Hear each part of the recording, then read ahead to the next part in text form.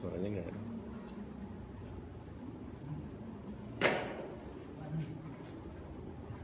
Masukin. Di bawah ini, di bawah. Masukin. Nah. Yang plus yang kecil. Plus yang kecil. Plastik buka dulu. Ya.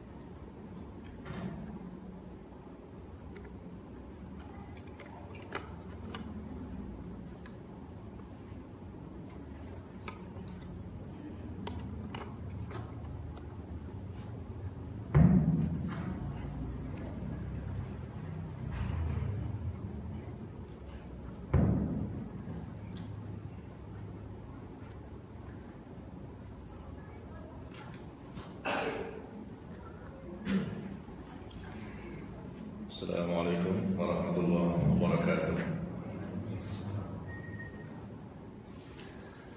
Alhamdulillah bini'matihi tatimmu shalihat. Nahmaduhu wa nasta'inuhu wa nastaghfiruh.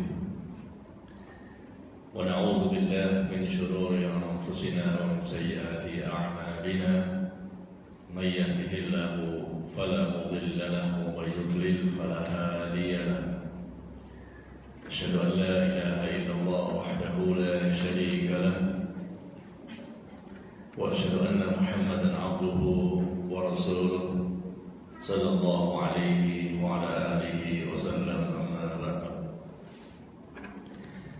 Kaum muslimin, ikhwan dan akhwat sekalian yang berbahagia, kita bersyukur kepada Allah Tabaraka wa Ta'ala di pagi hari ini masih diberikan kesempatan, kesehatan dan keluasan waktu untuk bisa kembali hadir mendatangi salah satu rumah Allah dalam rangka untuk melaksanakan perintah Allah, menuntut ilmu yang merupakan kewajiban bagi setiap muslim dan muslimah.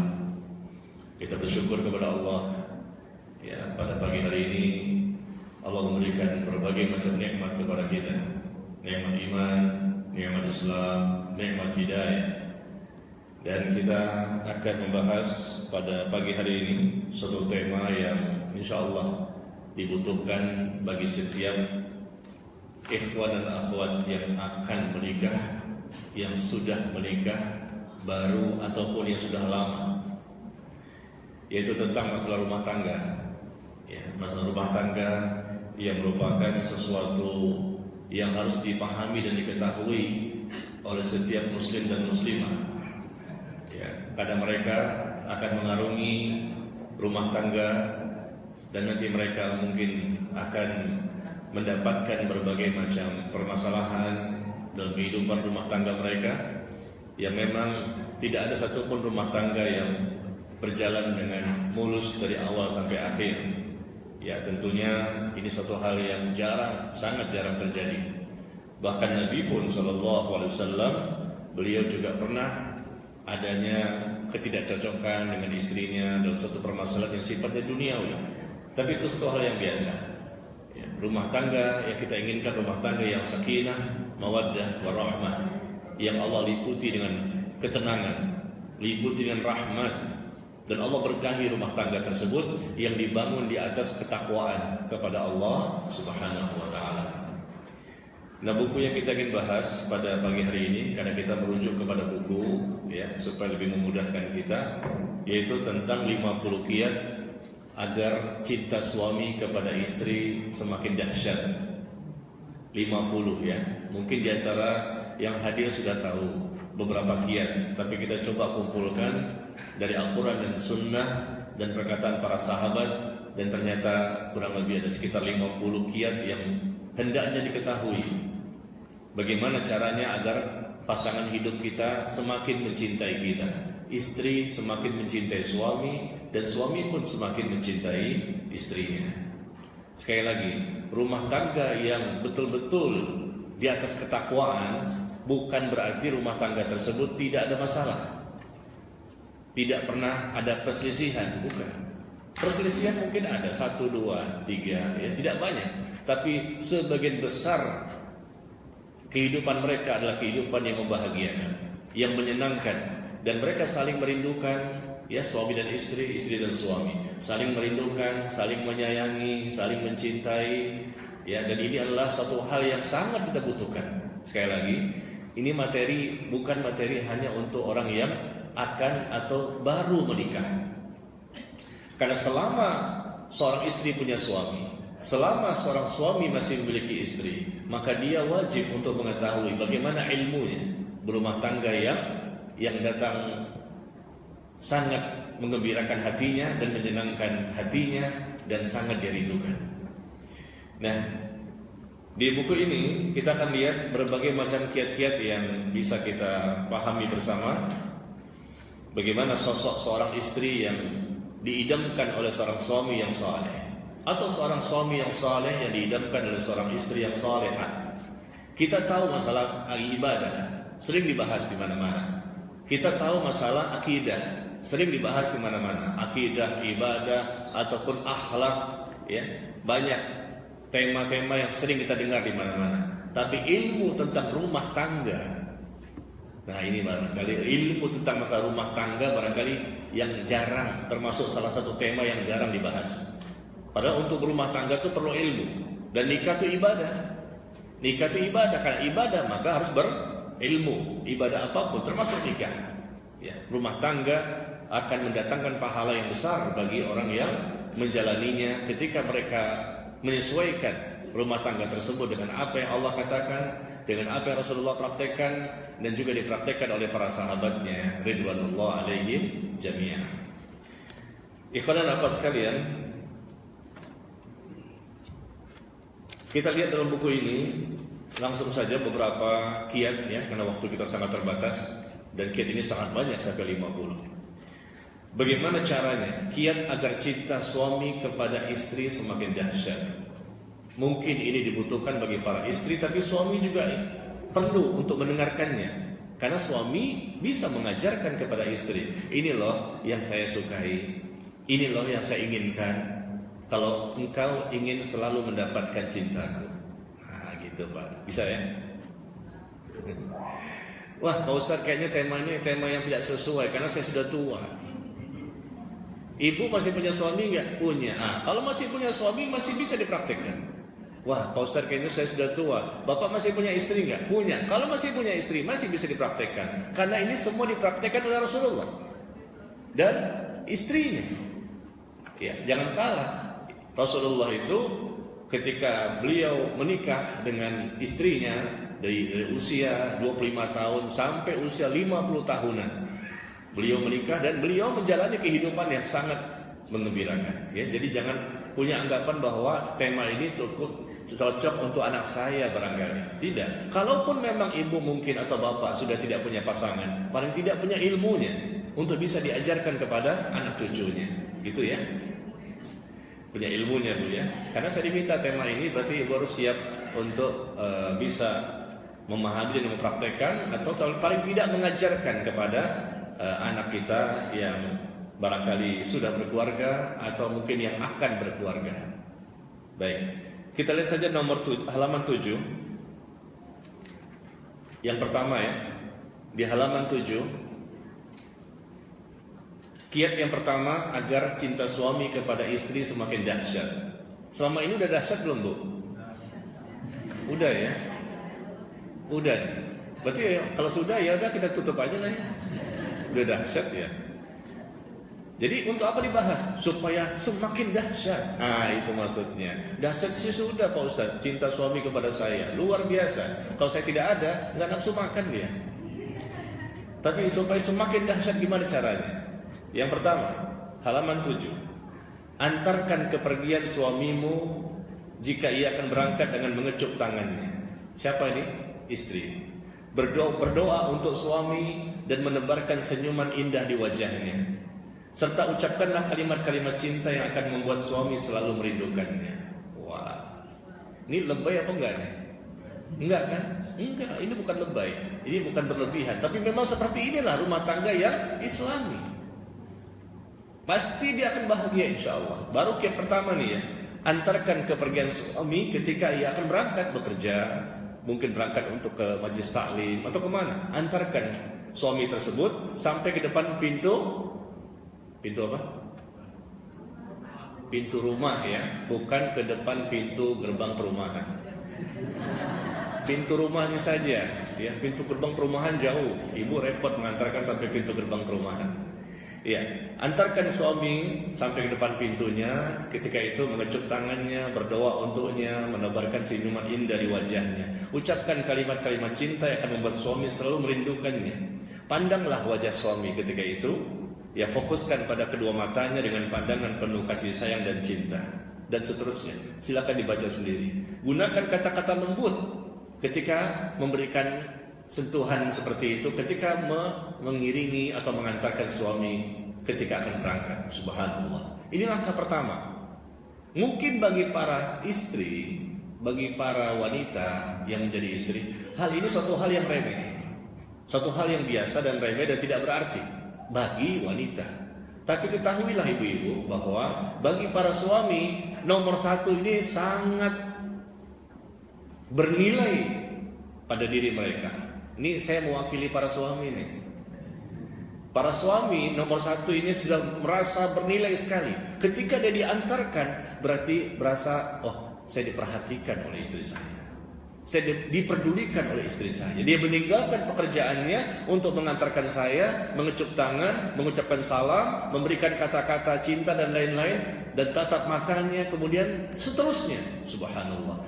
Perhatian istri kepada suami semakin banyak membuat suami pun semakin banyak juga akan memberikan perhatian dan kepedulian kepada istrinya. Jadi suami itu terkadang tergantung bagaimana istri. Kalau istri semakin banyak perhatian dan kepeduliannya, semakin banyak menanamkan kebaikan-kebaikan, lihat nanti suami pun akan lebih banyak lagi, insya Allah, memberikan kebaikan-kebaikan kepada istrinya. Sampai-sampai nanti karena saking cintanya, suami pun mengatakan, "Ibu, kamu mau apa? Tulis aja. Ya. Kamu mau apa? Tulis aja. Tulis. Terus gimana kapan? Ya nanti kapan-kapan ketika memang ada rezeki untuk bisa dipenuhi keinginannya." Terus saking cintanya, apa? Tulis aja, bukan dibeliin, tulis karena duitnya belum ada. Ya subhanallah. Dari langkah pertama ya, sekali lagi ibu-ibu mohon maaf, jangan anggap remeh nomor satu ini. Antarkan. Mungkin ibu-ibu mengantarkan kepergian suami ketika baru-baru menikah. Biasalah pengantin baru ya, diantarkan ke depan pintu, sehari, 2 hari, sebulan. Tapi bisa bertahan nggak? Berapa lama bertahan? Apalagi punya anak. Ya, anak disuruh tuh antar bapak tuh sampai pintu. Lama-lama pembantu sana antar bapak sampai pintu. Masya Allah. Ya, jadi seolah-olah pembantu itu istrinya. Bagi istri itu mungkin suatu hal yang remeh. Anak disuruh, pembantu atau yang lain. Dia udah capek mungkin dengan kerjanya ya, dengan siapkan barang-barang. Tapi ketahuilah Bapak Ibu sekalian, bagi seorang suami itu sangat senang dan menumbuhkan kasih sayang dan cinta kepada istrinya ketika memang ada perhatian dalam bentuk seperti ini saja. Ringan, mudah sebetulnya, tapi dalam hati mereka berbeda. Coba deh dipraktekin. Dan jangan sampai berhenti. Yang namanya cinta suami istri itu bisa hilang. Meskipun awalnya cinta, tapi cinta bisa hilang karena tidak ditumbuhkan kembali. Tidak tahu bagaimana kiat-kiat untuk menumbuhkan cinta. Mungkin dalam perjalanan setahun masih sayang, 2, 3. Begitu 5 tahun enggak ada lagi cinta. Sisanya apa? Kesian anak orang. Ya, enggak ada lagi cinta, jadi udah enggak ada, mau pulang pun malas, ya, mau pulang karena enggak ada perhatian, dia sibuk dengan masing-masing, dan ini adalah suatu hal yang tidak menyenangkan. Nah, jadi langkah pertama, ya, antarkan kepergian suami jika akan berangkat dan seterusnya ya, diamalkan setiap hari meskipun ibu dan bapak sudah berumur 70 tahun. Lakukan. Karena apa? Kita ingin cinta itu terus bersemi terus ada, sehingga bahagia bukan hanya sehidup, juga sehidup dan sesurga. Bukan semati, Pak. Mati bisa, udah selesai. Kita inginkan sehidup dan sesurga, sama-sama ketika hidup di dunia, dan sama-sama juga berkumpul dengan pasangan kita di surga. Mau gak ibu-ibu ketemu lagi suaminya di surga? Oh, Ustaz, kayaknya cukup di dunia aja lah. Saya mau pilih yang lain aja lah. Kapok dengan suami model kayak gini. Ada orang seperti itu, nggak mau ketemu, mudah-mudahan cepat mati. Ya, ada mungkin. Kenapa nggak bahagia? Karena mereka berumah tangga tanpa ilmu. Ya, tidak ada pemahaman yang sama, tidak ada pemikiran yang sama, tidak ada visi dan misi yang sama. Satu ke barat, satu ke timur, ya pasti nggak nyaman. Masing-masing suami maupun istri pasti tidak bahagia. Makanya, ya kita harus bisa meminimalisir, memperkecil tingkat perbedaan di antara suami dan istri. Banyak persamaannya. Perbedaan pasti ada, namanya juga manusia, beda kepala. Tapi kita berusaha memperkecil tingkat perbedaan sehingga banyak kecocokan dan banyak yang membuat mereka berbahagia. Nah, kemudian yang kedua, halaman 8. Kita percepat saja. Sebelum suami pulang, maka siapkan makan minumnya, tempat tidurnya, ya pakaian serta rapikan rumah dan anak-anak dengan baik dan hal-hal lainnya yang dianggap perlu. Jangan sampai ketika nanti suami pulang ternyata masih berantakan di rumah. Ya, suami pulang kerja, capek-capek malam ini pulang, makanan belum ada, rumah masih berantakan, istri pun masih belum siap-siap dengan pakaiannya yang indah, masih pakai daster seminggu yang lalu. Dasternya seminggu yang lalu tuh, baunya gimana tuh baunya tuh? Ya Allah. Nah, ini tentunya akan mengurangi. Sekali kata suami nggak apa-apa, 2 kali nggak apa-apa, lama-lama berkurang cintanya dan sayangnya kepada istri. Ini terjadi, survei membuktikan. Nah, terjadi. Jadi jangan anggap remeh ini. Banyak terjadi perceraian, kenapa? Perpisahan, perceraian, atau mungkin nggak berpisah, nggak bercerai, tapi sesama mereka nggak saling nyaman. Tidak ada rasa kebahagiaan di antara mereka. Mau pergi aja. Mudah-mudahan lama kembalinya. Masya Allah. Ya, kalau bisa pergi selamanya, nggak kembali lagi ke kami. Nggak nyaman, nggak enak. Seolah-olah bukan baiti jannati, rumahku surgaku, tapi baiti nari, rumahku nerakaku. Nauzubillah ya. Maka senangkan hati suami, sehingga suami pun akan pasti insya Allah menyenangkan hati istrinya. Lakukan hal seperti ini, rapikan rumah, anak-anak semuanya. Nah, maka kemudian rapikan juga, lihat di nomor 3 halaman 10, berhias untuk kepulangan suami dari bepergian. Jadi suami sebelum datang pulang, ibu sudah siap untuk menyambut kedatangannya, memakai pakaian yang indah, yang wangi, ya, sambut suami di pintu rumah, ya, bukan di gerbang perumahan. Sambut suami di pintu rumah dan sambut dengan mengucapkan salam kepadanya ketika dia mengucapkan salam. Kemudian saling mendoakan, kecup kembali tangannya, dan jangan menghadap suamimu dengan raut wajah cemberut dan sedih.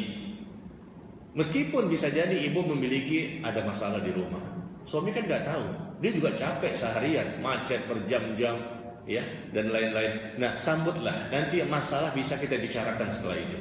Sambut dengan wajah yang hangat, yang ceria, tersenyum, lemah lembut, penuh kerinduan dan lain-lain. Jangan menyambut dengan raut wajah yang cemberut, sedih, dan sesuatu yang tidak nyaman bagi suami untuk melihatnya. Gampang kok ibu, suami itu bahagia kepada istrinya gampang. Tinggal bagaimana senangkan pandangan matanya. Nah, ini rahasia ini. Bagi para wanita mungkin ada yang tahu, ada yang tidak. Mungkin tahu tapi lupa. Senangkan pandangan matanya. Ketika pergi, dia memandang sesuatu yang menyenangkan di rumah, atau menyenangkan ketika melihat istri dan anak. Ketika pulang, senangkan pandangan matanya. Ini salah satu sebab suami pun semakin mencintai istrinya, kapanpun dan dimanapun. Senangkan pandangan matanya. Nah, ini juga yang disebutkan Nabi SAW. Coba lihat di halaman 14. Di halaman 14, Aisyah ya, dari Abu Hurairah ia berkata, pernah ditanyakan kepada Rasulullah, siapakah wanita istri yang paling baik? Halaman 14. Istri yang paling baik adalah yang menyenangkan jika suami memandangnya. Pandangan dulu yang Rasul sebut. Ini kelihatan remeh ya, tapi ini sehari-hari, pagi siang sore malam, pagi siang sore malam. Tidak semua orang yang mengamalkannya. Mungkin dia aktif ngaji taklim di masjid, masya Allah catatannya banyak, bukunya banyak. Rajin sholat dari subuh sampai isya di masjid bagi laki-laki. Jilbabnya lebar, wah dia orang yang aktif ikut majelis taklim, tapi belum tentu mengamalkan ini. Kenapa? Apakah ini bukan bagian dari Islam? Ini juga bagian dari Islam yang hendaknya kita pahami dan kita amalkan. Ditanyakan pada Rasulullah, ayun nisa khair, siapakah wanita istri yang paling baik? Maka jawab beliau, yang menyenangkan jika suami melihatnya. Melihat dulu yang pertama kali. Kalau sudah penglihatannya nyaman, enak, indah, maka lihat nanti bagaimana respon. Insya Allah semakin baik. Yang kedua, baru mentaati. Ya, seorang istri yang paling baik yaitu mentaati jika suami memerintahkannya. Ya, memerintahkan tentunya memerintahkan sesuatu yang tidak menyalahi syariat. Kemudian yang ketiga, sang istri pun tidak pernah menyelisihi suaminya pada dirinya dan hartanya sehingga membuat suami semakin benci. Itulah istri yang terbaik dalam pandangan Islam yang disebutkan oleh Rasulullah sallallahu alaihi wasallam. Kemudian yang keempat, halaman 17, pakailah parfum ya, berdandan dengan dandan yang indah, yang disukai. Suami sukanya pakai apa sih? Warnanya warna apa? Dan memakai parfum. Kemudian ketika suami itu pulang melihat rambut yang tersisir rapi ya, kemudian bervariasi dalam berdandan. Jangan setiap hari dandanannya itu terus. Bervariasi. Dan ini adalah skill atau keterampilan yang dimiliki oleh seorang istri. Dandanannya divariasikan supaya tidak menumbuhkan kebosanan. Jadi seolah-olah suami itu pulang ketemu lagi wanita yang lain. Padahal itu juga. Padahal itu juga wanitanya, istrinya itu juga, nggak ada yang lain. Tapi seolah-olah seakan-akan. Kenapa? Dia seorang istri yang pintar berdandan, dia berpenampilan yang bervariasi ya, dan itu merupakan sesuatu yang sangat menyenangkan hati suami. Kemudian halaman 19. Perbanyak kiat yang kelima ya. Halaman 19. Perbanyak tindakanmu yang mencerminkan cinta kasih, gerakan sederhana tapi memiliki nilai yang besar. Ya, misalnya suami tertidur, lalu ibu selimutkan badannya. Ketika dia bangun malam-malam dia kaget, loh, kok ada selimut? Oh berarti istriku, masya Allah. Perhatian, langsung luluh hatinya. Ya, karena apa? Perhatian demi perhatian yang diberikan oleh istri itu sangat berharga. Lihat kalimat di sini, usahakan janganlah ibu-ibu makan sebelum suaminya datang. Bisa nggak Bu? Jangan makan sebelum suami datang, bisa nggak? Wah, udah lapar nih Pak Ustaz, udah nggak bisa nahan. Ya mungkin siang suami di kantor, tapi bisa kan kalau malamnya, insya Allah diganjel dulu dah dengan makan yang lain. Kenapa? Karena duduk bersamanya pada meja makan hidangan itu sangat bernilai. Saling memandang, ya. Akhirnya masukin kemana ya? Masya Allah. Oh ini kayaknya pengantin baru semua. Bukan. Salah kalau kita katakan ini adalah pengalaman atau praktek dari pengantin baru. Bukan. Yang 70 tahun pun seperti ini. Rasulullah sangat romantis dengan istrinya. Harmonis, romantis luar biasa. Kalau kita baca hadis-hadis itu, bagaimana beliau dengan istrinya luar biasa. Sehingga wajar istrinya, terutama Aisyah, luar biasa mencintai Rasul. Karena Rasul pun luar biasa juga kepada istrinya. Ya, jadi kalau bisa nih ya ditunggulah makan bareng ya, atau tanya Mas sudah sampai di mana nih ya, jadi tahu jam berapa akan makan bersama. Jangan suami dibiarkan makan sendirian, apalagi tiap hari makan sendirian. Jadi dia tidak ada melihat siapa yang menemani, nggak nyaman, seolah-olah nggak punya istri ya. Kemana? Tidur, pulang tidur. Sekali-sekali mungkin karena capek, tapi kalau terus-terusan, ingat nanti cintanya akan berkurang dan mudah melihat yang lain. Nah ini, ya mudah untuk melihat yang lain. Kenapa? Tidak ada perhatian. Sedangkan di kantor, di luar bisa jadi dia melihat dan banyak orang yang menarik perhatiannya. Ada wanita-wanita di luar yang suka memberikan perhatian kepadanya. Ketika di rumah kok nggak beda, ya nggak begitu ya. Nah ini berbahaya. Dan duduk bersama pada meja makan hidangan dan sekali-kali suapi suamimu dengan tanganmu. Ibu pernah nggak Bu menyuapi suami dengan tangan gitu, suapi? Pernah Bu? Pernah nggak? Nggak pernah Pak Ustaz. Kenapa? Kalau di rumah itu lana a'malana walakum a'malukum. Bagi kami amal kami, bagimu amal kamu. Oh nggak boleh. Dengan orang lain mungkin, tapi ini masalah suami dan istri saling seperti satu pakaian. Hunna libasul lakum wa antum libasul lahun. Ya. Mereka para istri itu bagaikan pakaian bagimu dan kamu pun para suami bagaikan pakaian bagi istri. Seperti seolah-olah satu tubuh, satu jasad. Jangan malu. Itu untuk menumbuhkan keromantisan. Mungkin ada suami yang agak kaku gitu ya, enggak romantis, ngomong pun seperlunya. Bisa insya Allah dirubah. Ya, bisa dirubah, itu ada perjalanannya. Mungkin dia trauma masa lalu, mungkin dia nggak tahu ilmunya, ya mungkin juga terwarnai oleh lingkungannya dan seterusnya. Jadi sekali-sekali, bukan tiap hari kan, disuapilah suami. Contoh di sini, Aisyah mengatakan halaman 19, aku pernah menggigit daging Bu ya. Ini Aisyah Bu. Sementara ketika itu aku sedang haid, lalu daging itu aku serahkan kepada Nabi. Nabi ketika diberikan daging oleh Aisyah, maka Nabi pun menempelkan mulutnya, menggigitnya pada bagian daging yang Aisyah gigit. Rasul mencari di mana tadi posisi ketika Aisyah menggigit daging. Begitu juga ketika aku minum, lalu aku berikan juga minum itu kepada beliau, maka beliau pun menempelkan mulutnya, Rasul meminum, pada bagian gelas di tempat Aisyah minum. Beliau cari di mana tadi posisi ketika Aisyah minum. Oh di sini. Rasul pun menempelkan mulutnya di situ. Aisyah melihat, luluh hatinya. Subhanallah. Begitu caranya. Sekarang gini coba ibu, kalau seandainya ibu minum di gelas yang sama, suami minum, apakah ibu cari di mana posisi mulut bekas mulut suami, atau cari tempat yang lain? Hah? Kan begini nih contoh nih, ibu lihat mana sih bekas tadi itu? Oh ini. Si suami nanya, kenapa Bu, kenapa Ma? Enggak, aku cari tempat bekas yang lain yang bukan tempat dirimu. Suami langsung, wah berkurang. Ya. Tapi kalau tiga ibu, kenapa? Aku ingin mencari tadi bekas kamu di mana ya? Kenapa? Aku ingin menempelkan mulutku dengan mulutmu di bekas gelas tadi. Langsung kelepek-kelepek itu suami. Masya Allah, ini istri luar biasa. Kenapa? Karena cintanya kepada suaminya. Seperti itu Bu ya.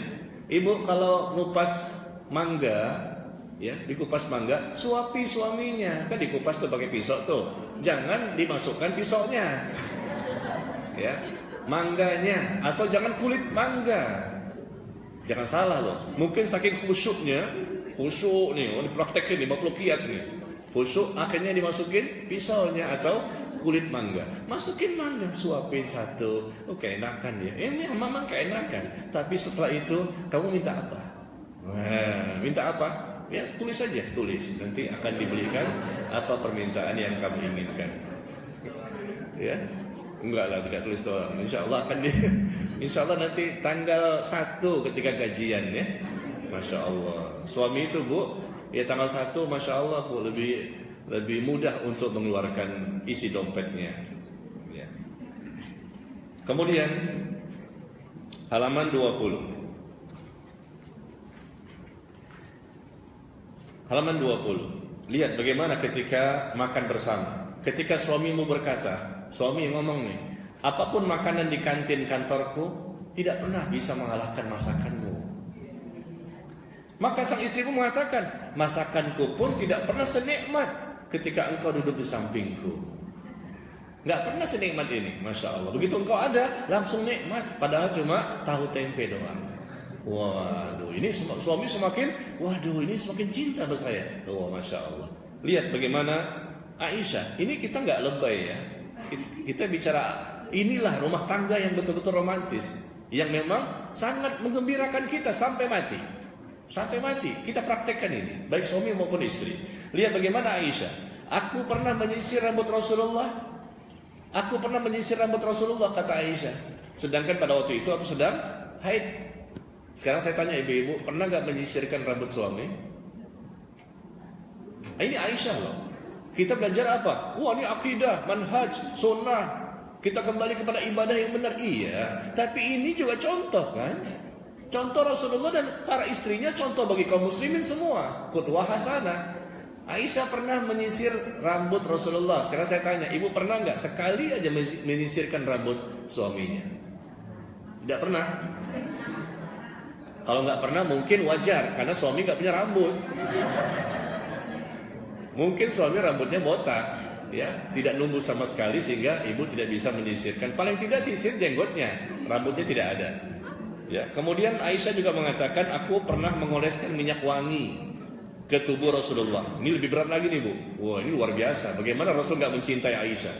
Kenapa? Nggak semua wanita bisa seperti ini. Aku mengoleskan minyak wangi ke tubuh Rasul. Aisyah mengoleskan. Lalu setelah itu beliau mendatangi istri-istri yang lain secara bergiliran. Aisyah yang kasih minyak wangi, tapi Rasul ke yang lain. Bisa nggak dipraktekin? Wah, kalau ini berat Pak Ustaz. Ya, kalau gitu kita lewat aja deh, karena ini berat. Yang bisa saja yang kita amalkan ya, karena memang ini kan kalau lebih dari satu ya, sedangkan di sini kan satu semua ya, nggak ada dua kan di sini pasangan hidupnya, satu kan istrinya ya, iya, satu di Halim,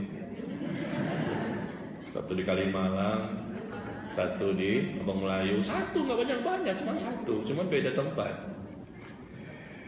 Ya, kemudian kita buka di halaman 32.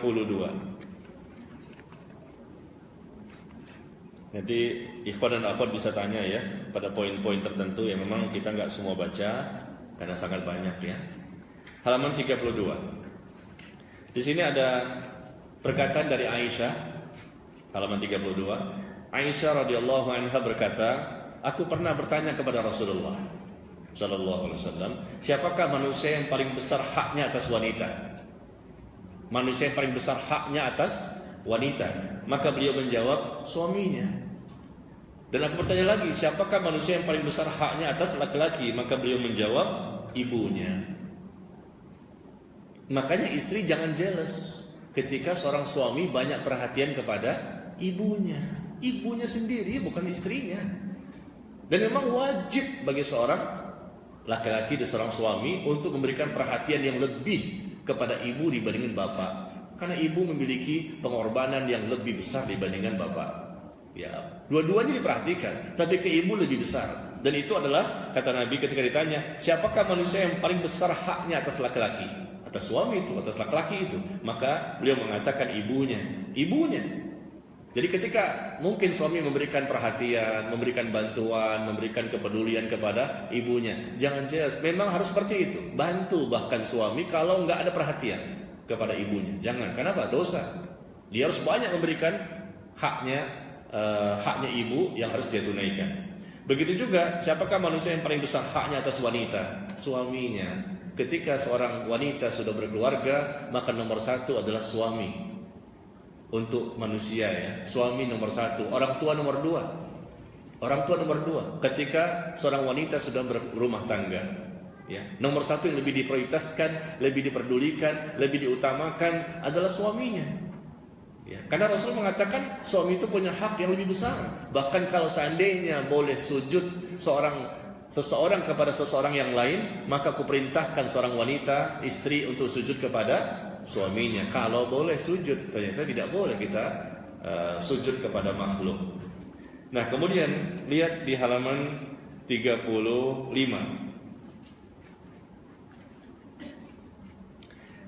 Jika suami sedang marah, ya pasti pernah marah ya, maka segeralah istri untuk mendapatkan ridhonya dan meminta maaf kepadanya. Nabi mengatakan, maukah aku beritahukan kepada kalian istri-istri kalian yang menjadi penghuni surga? Nih Bu, wanita penghuni surga itu siapa sih? Ternyata ini cirinya, kata Nabi. Yaitu wanita penghuni surga, istri atau wanita yang penuh kasih sayang kepada suaminya, subur banyak anak, dan selalu kembali setia kepada suaminya, yang apabila suaminya marah, maka dia pun mendatangi suaminya dan meletakkan tangannya pada tangan suaminya seraya berkata, aku tidak dapat tidur nyenyak hingga engkau ridho kepadaku. Masya Allah. Pernah nggak dipraktikin ini? Kalau suami memang tidak mempraktekannya, maksud saya, akhwat, kok ikhwan yang jawab belum? Iya, maksud saya adalah pandangan saya kemari, pertanyaan saya ke sini. Ya, ini bagaimana caranya? Suami pasti pernah marah, pernah jengkel. Mungkin dia yang salah, mungkin istri yang salah. Tapi bagaimana caranya untuk supaya permasalahan itu tidak menjadi besar? Ya, biasalah cekcok, ada mungkin perbedaan pendapat, biasa itu. Tidak ada yang mulus dari awal sampai akhir. Tapi ketika marah, salah satu hendaknya mengetahui bagaimana cara untuk menyelesaikannya. Nah, kemudian kita lihat di halaman ke-30, halaman 41 ya. Halaman 41. Bagian bawah halaman 41 dari Husain bin Mihsan, bahwasanya bibinya pernah mendatangi Nabi untuk suatu keperluan. Maka setelah ia menyelesaikan keperluannya, lalu Nabi bertanya kepadanya, apakah engkau telah bersuami? Nabi bertanya nih kepada seorang wanita, apakah engkau telah bersuami? Dia menjawab, iya, aku telah bersuami. Bagaimana sikapmu terhadapnya? Dia menjawab, aku tidak pernah mengurangi haknya, kecuali apa yang aku tidak sanggup untuk melakukannya. Maka Nabi pun bersabda, dan sabda inilah yang perlu diingat-ingat selalu oleh setiap istri. Apa kata Nabi? Unzuri aina anti minhu, yakni az-zawj, fa innahu jannatuki wa naruki. Perhatikan olehmu, wahai istri, di manakah engkau dari memenuhi haknya suami, karena sesungguhnya dia, suamimu itu adalah surgamu dan nerakamu. Suami bisa menjadi sebab terbesar istri mendapatkan surga, dan suami bisa menjadi sebab terbesar istri untuk mendapatkan neraka. Ya, ini peluang yang sangat besar ketika bagaimana mereka memberikan perhatian dan pelayanan kepada suaminya. Coba lihat di halaman 72. Halaman 72. Ada penjelasan di sini hadis dari Nabi sallallahu alaihi wasallam, yaitu idza shallatil mar'ah khamsaha wa shamat syahraha. Apabila seorang wanita mengerjakan salat 5 waktu, ya, halaman 72.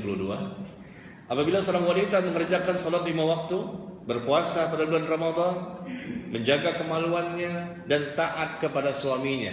4 ya. Iya, ada 4. Dikatakan mengerjakan salat 5 waktu. Setelah itu puasa di bulan Ramadan. Setelah itu menjaga kemaluannya, dan keempat taat kepada suaminya. Taat kepada suami disebutkan, tentunya ketaatan dalam hal-hal yang benar, yang ma'ruf. Ya. Dan ketika itu Nabi mengatakan, kalau benar-benar wanita itu melakukan 4 hal ini, maka dikatakan kepada wanita tersebut nanti pada hari kiamat, udkhulul jannah min ayyi abwabil jannati syi'ti. Masuklah kamu ke dalam surga dari pintu mana saja yang kamu inginkan. Masuklah kamu ke dalam surga dari pintu mana saja yang kamu inginkan. Gara-gara dia melakukan 4 hal ini. Berapa banyak pintu surga, Ibu? Pintu surga ada berapa? 8. Dari mana tahunya? Pengalaman? Pernah ke sana atau gimana? Kok bisa tahu 8 dari mana gitu? Hah? Gimana, Ibu? Dari mana? Belajar.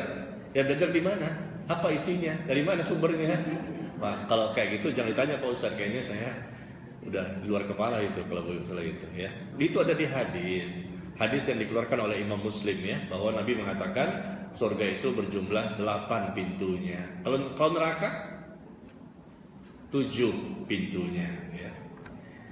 Nah, baik. Jadi perhatikan betul-betul ya, bagaimana hak suami, karena sesungguhnya suami itu adalah surgamu dan nerakamu. Kemudian halaman 52. Di halaman 52, saya lompat-lompat ya. Di kiat yang ke-26, bagaimana kiat agar cinta suami kepada istri semakin dahsyat. Kiat yang ke-26, sekali-kali berikan kejutan kepada suami dengan menghadiahkan sesuatu yang pernah suami minta yang tidak bisa istri kabulkan pada saat itu. Pernah suami itu minta, cuman pada waktu itu nggak bisa. Maka berikan kejutan suatu waktu. Istri masih ingat tuh, dia pernah minta ini, minta belikan ini, ya, minta tolong ini. maka berikan hadiah atau sesuatu yang pernah dia minta. Nah, sesungguhnya hadiah itu adalah sebuah sebab untuk mendapatkan cinta suami. Begitu juga suami memberikan hadiah kepada istrinya sebagai sebab sehingga istri semakin mencintai suaminya.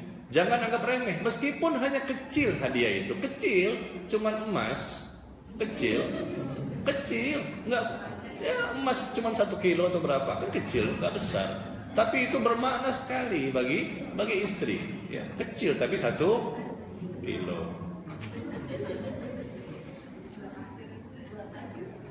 Ya, kejutan yang diberikan oleh istri akan menambah keharmonisan dalam rumah tangga, ya. Baik kejutan-kejutan dengan hadiah misalnya, atau dengan memberikan kecupan yang tiba-tiba. Nih suami lagi diem nih, lagi bengong ya. Tiba-tiba istri mencium pipinya. Kaget kan? Itu Masya Allah membuat suami semakin mencintai istrinya. Praktekin. Bisa bu? Wah emang maunya suami. Kata ibu-ibu begitu. Begitu juga suami ketika istri lagi bengong, mungkin lagi bengong mikirin apa? Ayat atau hadis barangkali, hadis apa gitu misalnya, Masya Allah lagi ngapalin hadis nih, lagi bengong gitu. Tiba-tiba suami mengecup pipinya, Masya Allah, kaget istri. Akhirnya pas senyum, wah semakin dia mencintai suaminya. Biasa itu bu, jangan, wah kayaknya saya malu Pak Ustaz. Gimana? Kalau orang lain nggak boleh. Ini kan suami sendiri, kan istri sendiri, boleh halal. Bahkan berpahala besar, berpahala. Ya, dan ini dituntunkan, dicontohkan oleh Nabi SAW. Nah kemudian lihat yang ke-27, hubungi suami ketika ia sedang istirahat. Tuh, suami lagi di kantor, lagi istirahat, jam istirahat, ya di tempat pekerjaannya. Tunjukkan kekhawatiran dan perhatian istri kepada suami ketika suami tidak berada di sampingnya. Suami pas nggak ada di samping, lagi istirahat di kantor, kita tahu jam berapa dia istirahat. Maka ibu SMS, lihat di sini. Mungkin suatu waktu dengan SMS, mungkin suatu waktu dengan telepon, ya. Mungkin bisa dengan mengucapkan sekedar I love you misalnya, atau yang lain, kata-kata yang lain lah. Aku merindukanmu mas, ya di rumah nih. Meskipun sudah 5 tahun, 10, 20 tahun, bahkan 30 tahun, tapi nggak masalah. Suami juga begitu, istri juga begitu. Lihat apa yang terjadi, subhanallah. Berikan perhatian, suami kaget. Ternyata, oh dia ingat kepadaku ya ketika aku di siang hari makan sendirian ya. Dan ada kalimat-kalimat seperti itu. Ungkapkan rasa cinta kepada suami, niscaya engkau akan menempati singgasana di dalam hatinya. Nah, coba nih, saya tanya ibu-ibu pernah nggak mengamalkannya di halaman 54. Nih halaman 54 nih, pengen tahu saya. Katakan kepadanya, Bu, aku sangat mencintaimu. Saat hatiku gelisah, aku berharap engkau berada di sampingku. Bisa nggak Bu? Atau suami yang ngomong seperti ini kepada istrinya, nggak masalah. Aku sangat mencintaimu. Ketika hatiku lagi gelisah, aku berharap engkau berada di sampingku. Nggak masalah. Bisa nggak Bu? Ntar pulang dari sini praktekin ya. Saya tanya suaminya masing-masing. Diamalkan nggak bukunya nih? Ya. Karena suami di rumah tahu nih, atau di kantor mungkin tahu. Wah istri ada di Masjid Nurul Ikhlas nih, 50 kiat. Saya pengen tahu diamalin apa enggak nih. Rupanya suami baca buku ginian ini. Dia baca khatam. Hatam, suami lebih hatam dibandingkan istrinya. Istri baru halaman 2, suami udah sampai halaman terakhir. Karena dia kepengen istrinya mengamalkan isi ini. Jadi ketika nggak mengamalkan, ingat kiat 27, kiat 30. Senjata, dia punya senjata. Kiat yang ke-20 ya, jangan lupa. Apa itu? Dia hafal, Masya Allah, hafiz. Menghafalkan isi buku ini untuk dipraktekkan oleh istrinya. Tapi dia juga harus mengamalkan juga dong. Masa istri aja. Aku sangat mencintaimu, saat hatiku gelisah, aku berharap engkau berada di sampingku. Nggak masalah. Engkau selalu berbuat baik dan memberikan perhatian kepadaku. Aku pun sangat merindukanmu. Ya mungkin ketika suami ada di luar ya, atau mungkin lagi keluar kota, atau mungkin di rumah. Wah, Pak Ustaz kayaknya dari pertama nikah nih sampai sekarang saya nggak pernah mempraktekkan ini. Mungkin ada apa? Rasa malu, segan, nggak enak, atau kaku ya. Ada di antara mungkin suaminya yang kaku atau mungkin istrinya yang kaku. bukan kaku KS gitu, bukan sama sekali. Cuman nggak romantis gitu, nggak bisa ya berbahasa yang menimbulkan kecintaan di antara mereka. Bu, nih saya ajarkan ya. Nanti pulang ke rumah atau mungkin ketika suami berangkat, ibu SMS atau telepon, atau di rumah juga nggak apa-apa malam-malam ya. Ketika di kamar berdua ibu katakan, Mas, apa bedanya kamu dengan angkot?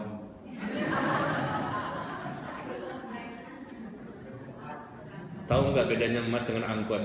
Lihat beda lah, saya dengan angkot kan kendaraan. Bukan itu Mas, angkot itu jauh dekat 5.000 rupiah.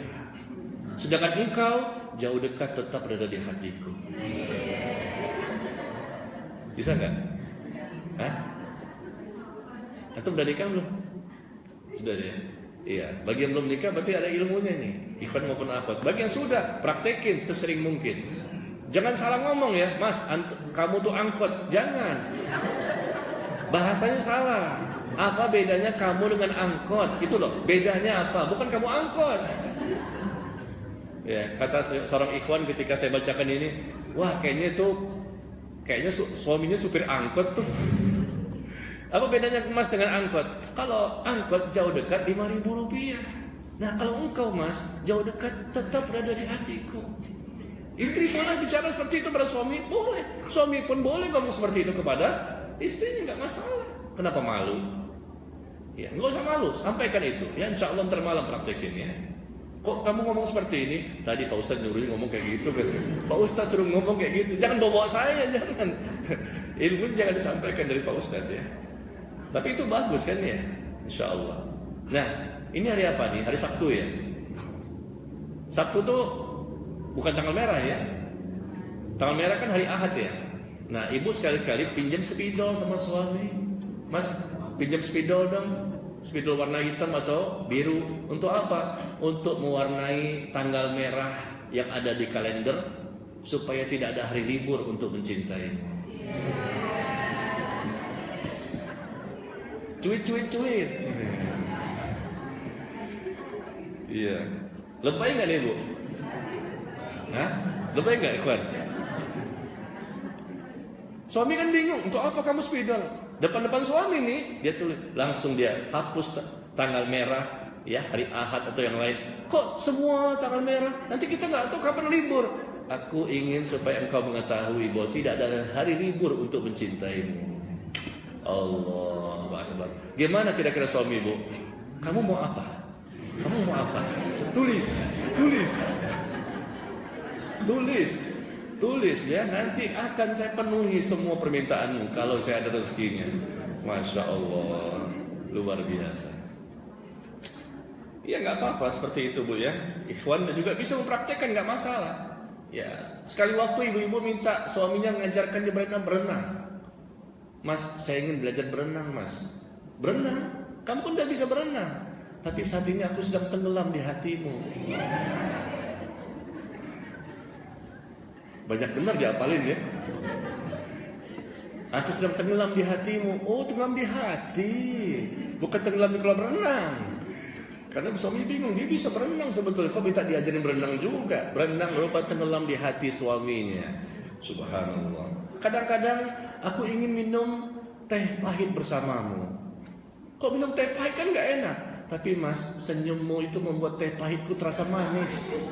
Coba aja, minum teh pahit tetap pahit, kagak manis-manis. Subhanallah. Udah ya, di sini aja deh. Banyakan nanti. Pokoknya diapalin tuh 4-4-nya ya. Apa tadi Bu? Angkot.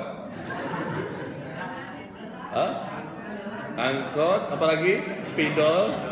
Terus berenang sama teh pahit.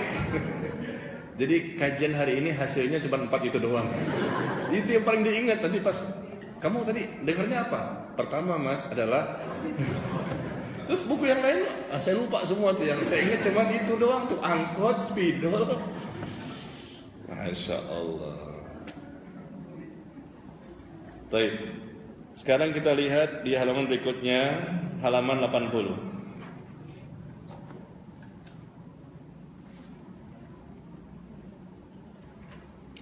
Ya, halaman 80. Ini ada doa yang bisa dibaca oleh istri untuk suaminya. Suami mendoakan istri agar dia menjadi istri yang salehah. ya, yang sangat menyenangkan hatinya, menunjukkan pandangan mata, ya selalu membahagiakan. Karena istri itu adalah sebaik-baik kesenangan selama di dunia. Semua nikmat dunia tidak bisa mengalahkan istri yang salehah. Nabi yang mengatakan, "Dunia mata'un wa khairu mata'iha al-mar'atus salihah." Dunia ini tempatnya kesenangan, dan sebaik-baik kesenangan adalah istri yang salehah. Maka suami mendoakan istrinya agar menjadi istri yang salehah, dan istri pun mendoakan suami agar menjadi suami yang saleh. Karena sama-sama ingin mendapatkan kebahagiaan. Ini contoh ya, di halaman 80, doa yang bisa dipanjatkan seorang istri kepada suaminya. Allahumma ja'al zawji zawjan salihah yu'inuni fi dunyaya wa akhirati. Ya Allah, jadikanlah suamiku seorang suami yang saleh, yang selalu membantuku dalam kehidupan dunia dan akhiratku. Masya Allah ya. Kita minta kepada Allah, karena hakikat yang menjadikan suami itu saleh adalah Allah. Menjadi baik kepada istrinya, pada anaknya, rumah tangganya, dia bertanggung jawab, dia sebagai pemimpin yang adil, ya, ar-rijal qawwamuna 'alan nisa, laki-laki itu pemimpin atas wanita. Dan dia bertanggung jawab, karena dia tahu pertanggungjawaban itu akan diminta oleh Allah nanti pada hari kiamat. Kullukum ra'in wa kullukum mas'ulun an ra'iyati. Setiap kamu itu pemimpin, dan setiap pemimpin akan diminta pertanggungan jawab. Ya. Nah, lihat di sini bagaimana di halaman 78. Di halaman 78, kiat yang ke-42. Bantu suami dalam urusan agama dan akhiratnya. Begitu juga suami bantu istri ya dalam urusan agama dan akhiratnya. Serta terus-meneruslah dalam mendoakannya agar dia menjadi suami yang saleh. Ya. Lihat di sini bagaimana begitu banyak hadisnya ya. Seorang di halaman 79 dikatakan, semoga Allah merahmati seorang suami. Semoga Allah merahmati seorang suami, kata Nabi, yang bangun di malam hari, lalu dia mengerjakan sholat dan membangunkan juga istrinya. Suami membangunkan istri, dia sholat malam tahajud, lalu istrinya pun sholat bersama dia. Ya. Jika istrinya enggan bangun, maka ia memercikkan air ke wajahnya. Memercikkan ya, bukan disiram. Ketika membangunkan istri yang sulit bangun malam tahajud, cukup dipercikkan saja, jangan bawa gayung atau ember. Dan juga semoga Allah merahmati seorang wanita, istri yang bangun di malam hari, lalu ia sholat dan membangunkan suaminya, lalu suaminya pun sholat. Lalu jika suaminya enggan bangun, maka ia pun memercikkan air ke wajahnya. Kata Rasul, semoga Allah merahmati mereka ini. Sekarang saya tanya, ikhwan dan akhwat, bapak ibu sekalian, pernah enggak bangun malam duluan, lalu ketika itu suami mungkin agak malas-malesan, istri agak malas-malesan, lalu memercikkan air ke wajahnya? Jawab, jujur, pernah enggak? Sekali saja seumur hidup, sampai hari ini. Pernah? Kenapa belum? Karena saya belum punya istri, Pak Ustaz. Oh ya wajar, belum nikah, wajar. Begitu juga para akhwat, saya belum pernah Pak Ustaz. Kenapa? Saya belum nikah. Ya wajar. Maksudnya yang sudah nikah maksudnya. Coba di sini ikhwan ada yang belum nikah? Angkat tangan. 1, 2, 3, 4. Masya Allah. Ada yang belum? Tahun 2017 hampir habis loh. Iya, Masya Allah. Antum datang kemari untuk mendengarkan kajian ini berarti bekal ilmu sebelum pernikahan. Bagus. Ya, supaya nanti bisa mengajarkan istrinya kalau istrinya tidak tahu. Tapi jangan lama-lama ya, kesian apa pada nungguinnya. Baik. Jadi antum untuk halaman 79 belum bisa mempraktekkan. Jadi jangan dipercikkan air ke wajah orang tua ya. Nanti ke istrinya aja nanti belakangan. Kemudian di halaman 93. Halaman 93. Bercanda ya. Suami istri itu hendaknya bercanda. Ini menunjukkan romantis di antara mereka, bahagia. Tapi Bu, tolong, ketika suami bercanda dan lucu sebetulnya, udah ditulis, udah dirangkai katanya, disusun kalimatnya, semua orang ketika mendengarkan suami bercerita ketawa. Ketika dia menceritakan kepada istrinya mengatakan, "Nggak lucu Mas, nggak lucu." Ya Allah, semua orang ketawa. Tahu nggak ketika itu suami langsung down, Lihat di halaman 93. Ketahuilah, ya, suara tawa dari seorang istri itu tertawa lantaran humor suaminya membuat satu cerita yang lucu, itu sangat membahagiakan suami loh. Ya, dan menegaskan bahwa dirinya tuh merasa berhasil sebagai laki-laki yang humoris yang mampu menghadirkan kegembiraan di hati istrinya. Maka istri itu ketawa aja meskipun nggak lucu. Ketawa aja meskipun nggak lucu sebetulnya, ketawa aja. Ya, tapi kalau sudah sebetulnya lucu, tapi nggak ketawa juga, bahkan mengatakan nggak lucu mas. Ya Allah, kecewa banget, udah ngapalin 2 hari buat supaya istrinya tertawa.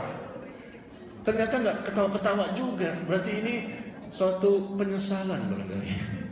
Ya, nggak bahagia tuh suami. Maka di sini Nabi mengatakan segala sesuatu selain zikrullah adalah permainan. Segala sesuatu selain ingat kepada Allah adalah permainan dan kesia-siaan. Lihat halaman 92. Kecuali 4 hal yang dianggap tidak sia-sia dan bukan sebagai permainan yang tidak ada gunanya. Yaitu apa? Seorang suami yang mencandai istrinya atau istrinya mencandai suaminya. Itu bagus, berpahala. Tapi jangan bercanda terus, tiap menit, tiap detik ya. Tidak ada waktu untuk yang lain. Tapi maksud saya di sini, ini adalah cara bagaimana Rasul pun mencontohkan di sini ketika beliau mandi bersama istrinya. Nah, coba lihat contoh ini di Qiyat yang ke-49. Qiyat yang ke-49 halaman 94. Ini saya mau tanya nih, ikhwan sama akhwat. Hendaknya sekali-kali istri mandi bersama-sama suaminya. Ya, hendaknya sekali-kali istri mandi bersama-sama suaminya. Sunnah mandi bersama ini sering dilupakan. Padahal penerapan sunnah ini sangat membantu dalam menambah kasih sayang di antara suami istri, sehingga semakin menghidupkan rumah tangga yang romantis. Aisyah pernah mandi bersama dengan Rasulullah. Maimunah pernah mandi bersama Rasulullah. Ummu Salamah pernah mandi bersama Rasulullah. Padahal Rasulullah umurnya berapa? 50-an, hampir 60 tahun. Pada waktu itu hampir 60 tahun, tapi mandi bersama, bukan pengantin baru. Subhanallah. Lihat bagaimana menumbuhkan keromantisan hidupnya rumah tangga yang berbahagia di antara mereka. Sekali waktu, bukan setiap hari. Dan ketika ini pun dipraktekkan ketika anak tidak ada di rumah. Ya, mungkin dia sekolah ya, pembantu disuruh ke pasar aja beli belanja 2 jam 3 jam nggak apa-apa deh, nggak usah pulang-pulang deh. Ya, karena di rumah ibu mau mandi bersama suaminya. Bisa dipraktekin, dan biasanya ini dipraktekkan ketika kapan? Ketika pengantin baru, mungkin barangkali. Tapi setelah itu nggak pernah lagi. Dan bisa jadi juga tidak pernah sama sekali. Berarti menyelisihi sunnah. Sunnahnya karena Rasul melakukan, dan bukan satu istri, dengan istri yang berbeda-beda Rasul mandi bersama. Tapi maaf ya, Bapak Ibu sekalian, bukan berhubungan di kamar mandi. Mandi saja, tapi bukan berhubungan di kamar mandi. Ya, berhubungan suami istri. Kenapa? Ya, karena ketika berhubungan itu tentunya kan seorang suami membaca doa. Gimana doanya itu ketika akan berhubungan? Saya lupa itu. Antum kayaknya hafal deh. Bismillah, Allahumma. Bukan itu masuk kamar mandi itu. Allahumma inni a'udzubika minal khubuthi wal khaba'ith. Bukan itu masuk kamar mandi. Minal khubuthi wal khaba'ith. Ketika berhubungan suami istri, bismillah, Allahumma jannibna syaitan wa jannibna syaitan ma razaqtana. Yang baca itu suami apa istri? Yang baca doa itu suami apa istri? Baca doa ketika berhubungan. Yang baca suami, bukan istri. Kenapa? Karena pada waktu itu Rasul mengatakan dalam hadis, apabila salah seorang di antara kalian mendatangi istrinya, tuh, salah seorang siapa? Suami kan, mendatangi istrinya, maka hendaknya dia baca ini. Berarti baca siapa? Suami. Allahumma jannibna syaitan wa jannibna syaitan ma razaqtana. Ya Allah, jauhkanlah ya syaitan dari kami, ya, dan seterusnya. Ini suatu doa yang hendaknya dibaca oleh seorang suami yang memang disunnah, ya, tidak wajib. Tapi tentunya kan kita ingin supaya terlindungi dari gangguan syaitan ketika berhubungan, atau kalau Allah takdirkan memang lahir anak pada berhubungan itu, maka anak itu pun kata Nabi tidak akan mudah diganggu oleh syaitan. Ya. Jadi karena doa ini nggak mungkin kita baca di kamar mandi kan nggak boleh baca apa menyebut nama Allah Jadi tempat-tempat seperti itu, ya, maka tentunya tidak dilakukan sebagaimana mungkin orang-orang di luar Islam, ya, orang kafir. Mereka nggak punya aturan, di mana saja jadi, seperti hewan, di mana aja jadi. Mau di kamar mandi, kayak di tengah jalan, di hadapan orang lain, di mana saja jadi. Nggak ada sedikit pun rasa malu kepada Allah dan kepada manusia. Tapi untuk Islam tidak. Kita punya aturan, adab, akhlak yang baik sebagai seorang manusia, dan hendaknya itu dilakukan tidak di kamar mandi tapi di luar. Bahkan sholat pun tidak boleh di kamar mandi. Nabi mengatakan sholat di bumi ini kita boleh sholat dimanapun, tapi nggak boleh sholat di kamar mandi dan di kuburan dan di satu lagi apa? Ada yang tahu? 3 tempat yang kita nggak boleh sholat di situ, di kamar mandi, di kuburan, dan satu lagi kata Nabi apa? Ini buat hadiah nih. Iya. Ada yang satu ini hadiahnya nih. Satu lagi apa? Kandang kambing. Emang kenapa ada kambing di situ? Hah? Ayo cepat. Kandang unta. Tadi siapa yang nyebut tuh? Akhwat ya? Siapa akhwat tadi? Silakan ambil hadiahnya. Nih. Yang nyebut kandang unta tadi. Betul, jawabannya kandang unta. Ya, silakan diambil. Alhamdulillah. Ini buat hadiah lagi aja yang lain. Balikin lagi. Enggak aci panitia juga. Enggak aci. Iya, subhanallah. Jadi 3 itu, kandang unta, kemudian kuburan, dan kamar mandi. Enggak boleh sholat di situ. Sama juga ketika berhubungan. Nah, demikian ya. Kemudian yang terakhir, masalah kiat yang ke-50, hendaknya seorang istri serius untuk hidup mendampingi suaminya selama hidupnya dan tidak mudah untuk meminta cerai ketika terjadi perselisihan. Perceraian itu yang terakhir, solusi, ya. Itu hanyalah solusi jika memang itu dibutuhkan saja, tapi bukan menjadi pilihan pertama. Ini kadang-kadang bisa jadi mungkin istri atau suami mudah memberikan kalimat-kalimat seperti itu ya. Suami mudah memberikan kalimat cerai, talak, atau istri menggugat cerai. Padahal masalah itu masih bisa diselesaikan bersama. Dan ini ada ancaman dari Nabi SAW, wanita mana saja yang minta cerai kepada suaminya tanpa alasan yang dibenarkan oleh syariat, ya, maka haram baginya mencium aroma surga. Dan wanita yang melakukan khulu, meminta cerai, adalah kata Nabi wanita-wanita munafik jika mereka memang tidak memiliki alasan yang syar'i. Ya. Suami pun akan semakin mencintai istrinya karena memang dia tidak mudah untuk meminta cerai, dikit-dikit minta cerai, dikit-dikit minta cerai. Ini membuat suami sakit hati dan akhirnya cinta pun semakin berkurang.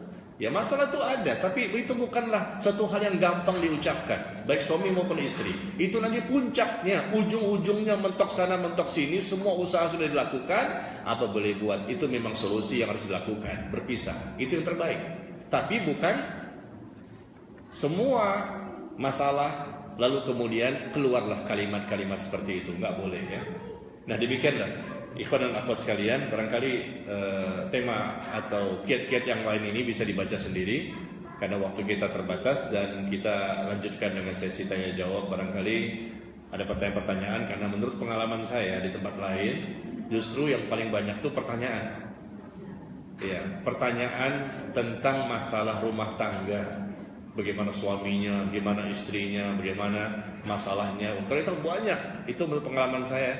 Kadang-kadang masalah-masalah yang kita tidak sangka-sangka ya terjadi di masyarakat. Silakan ikhwan dan akhwat, barangkali ada pertanyaan yang ingin disampaikan.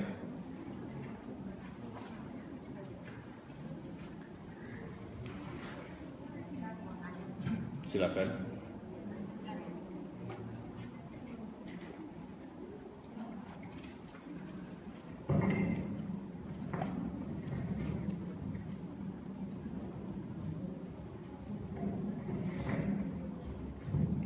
Iya, silakan.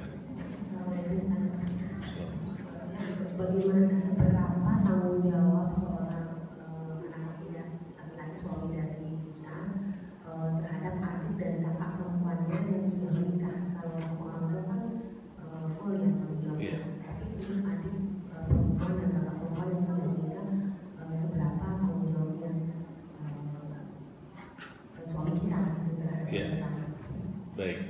Terima kasih, itu aja ya. Kakaknya perempuan, adiknya perempuan. Iya, sedangkan dia adalah saudara kandungnya laki-laki. Secara umum, ya tentunya siapapun ya, kita berusaha untuk memperbaiki mereka, mengingatkan mereka, mendakwahi mereka ya. Karena bisa jadi mereka tuh lupa, apalagi ini saudara kandung sendiri. Kita punya kakak, kita punya adik. Apalagi mereka perempuan. Ya, apalagi mereka perempuan. Kenapa saya katakan apalagi? Karena perempuan itu adalah makhluk yang lemah, yang butuh diberikan pertolongan dan bantuan, dan dibutuhkan perlindungan dari saudara kandungnya sendiri. Ya, selama memang saudara kandung laki-lakinya, ya mungkin suami ini banyak memperhatikan saudara kandung perempuannya, ya mungkin kakak perempuannya atau adik perempuannya. Dia seorang suami, dia punya istri, dia punya anak. Tapi bukan berarti dia lepas total, maksud saya. Hanya orang tuanya aja jadi perhatian, terutama ibunya. Sedangkan kakak dan adik perempuannya dibiarkan, nggak boleh juga. Meskipun memang tanggung jawab terbesar bukan di pihak mereka, tapi tanggung jawab besar di mana? Orang tua masing-masing dong. Orang tua yang merupakan manusia yang memiliki tanggung jawab terbesar kepada anak-anaknya. Karena Allah mengatakan, ya ayyuhalladzina amanu qu anfusakum wa ahlikum naro. Wahai orang-orang yang beriman, jaga dirimu dan keluargamu dari api neraka. Dirimu dan keluargamu. Berarti orang tua itulah yang terbesar memperhatikan anak laki-laki maupun perempuannya. Adapun tadi anak laki-laki sebagai seorang suami dia juga tetap juga memiliki kewajiban untuk memonitor, melihat perkembangan bagaimana kakak perempuannya dan adik perempuannya ya. Kenapa? Tadi saya katakan karena wanita itu umumnya lemah. Ya. Apalagi memang kalau seandainya memang saudara kandungnya tersebut mungkin agak jauh dari agama, mungkin pemahamannya belum kembali kepada pemahaman Islam yang benar. Ya tentunya harus lebih perhatian ekstra kepada saudara perempuannya itu agar jangan sampai tersesatkan adanya penyimpangan-penyimpangan dalam memahami agama ini. Jangan sampai mengamalkan suatu yang tidak ada tuntunannya dan seterusnya. Jadi intinya seberapa besar? Ya seberapa besar tentunya yang paling besar orang tua. Kalau orang tua itu masih hidup, maka yang paling besar orang tua kepada anaknya semua. Tapi adapun masing-masing saudara kandung ya, karena dia laki-laki tentunya juga harus ada perhatian. Ya, perhatian tentunya semaksimal kemampuan dia, karena juga dia tidak bisa selalu memonitor. Karena adik perempuan maupun kakak perempuan juga mungkin tinggal di tempat yang lain, di tempat yang berbeda. Karena anak laki-laki ini sudah punya istri, punya anak ya, sehingga tidak mungkin bisa selalu bersama dengan mereka. Dan kalau seandainya apalagi kakak perempuannya dan adik perempuannya ternyata sudah punya suami, masing-masing kakak perempuan punya suami, adik perempuan punya suami. Nah suami inilah yang paling terbesar, tanggung jawabnya untuk memperbaiki istrinya, mengajak istrinya untuk semakin salehah. Ya. Tetapi sekali lagi, meskipun mereka masing-masing punya suami, tetap saja saudara kandung laki-laki jangan lepas total, maksud saya. Udah, pokoknya semua suaminya yang ngurus. Udah, pokoknya semua orang tua yang ngurus. Ya nggak boleh juga. Kenapa? Karena kamu anak laki-laki.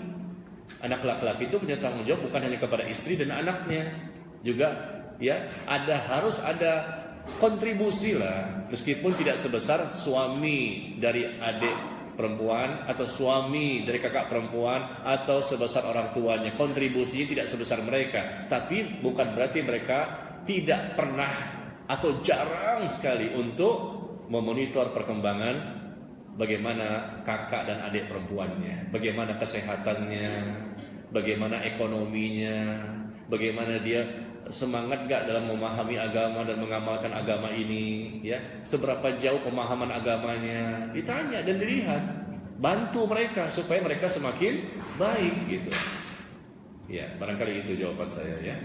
Wallahu a'lam bishawab.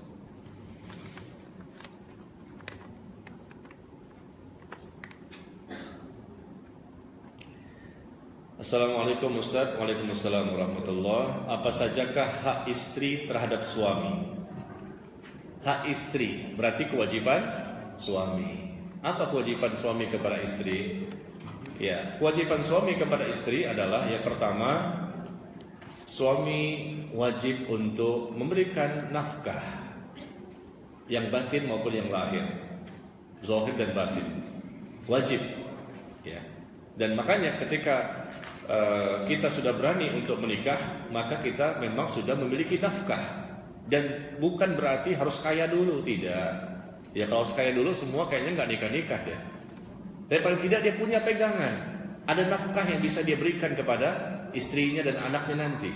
Itu tanggung jawab yang pertama kali. Karena mereka akan hidup bersama di rumah yang mungkin bisa bergabung bersama orang tua barangkali sementara. Tapi itu nggak ideal ya. Yang terbaik adalah setelah berumah tangga maka mereka berpisah, memiliki rumah sendiri meskipun cuma ngontrak. Tapi memang itu dibiarkan agar mereka mandiri dan bisa menyelesaikan masalah mereka sendiri dan lebih berbahagia dibandingkan bergabung bersama orang tua atau mertua. Yang dikhawatirkan ada sesuatu yang bisa memperkeruh rumah tangga mereka, meskipun masalahnya kecil tapi bisa menjadi besar. Sebaiknya mereka punya rumah sendiri. Ya, nggak apa-apa ngontrak. Kontraktor kan hebat tuh, kontraktor. Nah, kan bagus tuh, hebat kan kontraktor. Tapi ngontrak terus. Jadi kewajiban suami adalah memberikan nafkah nafkah yang halal ya, bukan sembarang nafkah. Karena bisa jadi suami memberikan nafkah banyak sekali. Wah, sebulan ibu dapat berapa? Berlebihan sampai 40 sampai 50 juta. Masya Allah. Tapi apa? Haram semuanya. Ini bahaya sekali. Suatu nafkah haram yang diberikan suami kepada istri dan anak, lihat nanti apa hasilnya. Maka anak dan istri pun bisa jadi kena kecipratannya, yaitu mereka semakin jauh dari Allah. Itu bisa dampaknya berat. Orang yang makan harta haram itu menjadikan seseorang jiwanya semakin susah untuk taat. Seseorang yang makan dari harta haram itu menjadikan dia semakin susah untuk diajak bertaubat, diajak taklim, diajak untuk menutupi aurat dan lain-lain. Berpengaruh pada kejiwaan, bukan hanya kepada zahir semata. Maka berikan nafkah yang halal secara zahir, kita berikan kepada mereka seberapapun besarnya ya sesuai kemampuan. Ya. Kemudian berikan nafkah yang batin, itu haknya istri yang harus ditunaikan oleh suami. Suami minta haknya kepada istri, istri harus berikan. Karena apa? Hak suami berarti kewajiban istri. Begitu juga istri minta haknya kepada suami, berarti kewajiban suami kepada istrinya. Apa yang bisa dia lakukan, dia lakukan sesuai kemampuannya, baik nafkah zahir maupun batin. Kemudian hak istri selanjutnya adalah untuk digembirakan, untuk disenangkan hidupnya, dan dia berhak untuk mendapatkan bimbingan dan pengarahan dari suaminya. Itu kewajiban suami. Apapun kewajiban suami, berarti itu hak istri, mendapatkan bimbingan. Jangan sampai ternyata tidak bisa membimbing istri. Kenapa? Karena dia pemimpin, dan pemimpin akan diminta pertanggungjawaban. Makanya hendaknya, idealnya seorang suami itu lebih berilmu dibandingkan istri. Nah, bisa jadi mungkin karena istri lebih sering ngaji ya, taklim sana, taklim sini. Wah, seminggu taklimnya 8 hari. Masya Allah. Seminggu taklimnya 8 hari. Bayangkan, sehingga ilmunya istri itu lebih tinggi dibandingkan suami. Ya sudah, berarti istrilah yang memberikan bimbingan kepada suaminya. Sementara ya, sambil suami mengejar ketertinggalannya. Tapi idealnya suami yang membimbing. Kenapa? Itu haknya istri. Kewajiban suami untuk membimbing istrinya, mengajarkan istrinya, mendidik istrinya, mengarahkan istrinya, ya, menghimbau, ayo diajak taklim sama-sama. Waduh, indah banget. Ya, duduk di masjid berbeda tempat, pulang sama-sama, pergi sama-sama, di mobil saling berbicara, membicarakan apa tadi yang dibicarakan, apa temanya, di motor, di rumah, alangkah indahnya. Sama-sama. Tapi tetap ya, yang lebih besar tanggung jawabnya adalah sang suami, ya, karena memang mereka diberikan beban untuk mendidik istrinya. Yang idealnya memang mereka lah yang lebih berilmu, lebih banyak pengalaman dan seterusnya.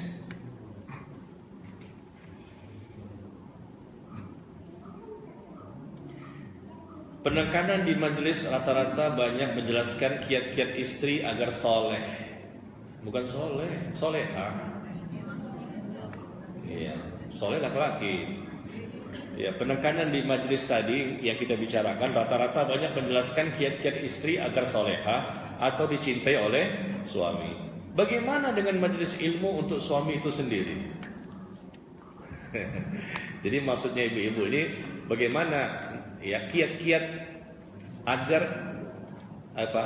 istri semakin mencintai suaminya. Ini kan temanya agar suami semakin mencintai istrinya. Jadi pengen yang adil gitu. Jadi kan pokoknya istri terus suaminya mana? Nah, emang bukunya ini kan maunya dibedah buku ini. Ibu tahu nggak isi bukunya? Isinya bukunya tentang apa bekal pengetahuan ilmu yang mesti dimiliki oleh seorang istri agar dia semakin mendapatkan cinta suami. Ini bekal bagi para istri, makanya bukunya baca dulu.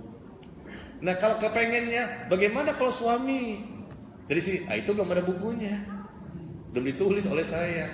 Tapi kayaknya nggak usah ditulis. Kenapa? Karena suami kayaknya soleh semua. Ya, benar. Satupun dari antum tidak ada yang soleha. Semuanya soleh. Gak ada satupun yang soleha. Berarti benar kan? Anda nggak bohong. Ya berarti pembahasan untuk suami ya di majelis yang lain ya, karena memang barangkali mungkin ada ibu-ibu yang melihat wah kayaknya cocok buat suami ini, padahal begitu buka ya buat saya. Salah tema hari ini, salah datang ya. Ya memang isinya ini adalah untuk para istri sebetulnya agar mereka mengetahui bagaimana cara mendapatkan cinta suami ya. Berarti harus buat buku yang berikutnya ya, agar 50 kiat agar cinta istri kepada suami semakin dahsyat. Berarti apa nih? Kiat-kiat bagi para suami untuk mendapatkan cinta istrinya. Bisa juga dibalik.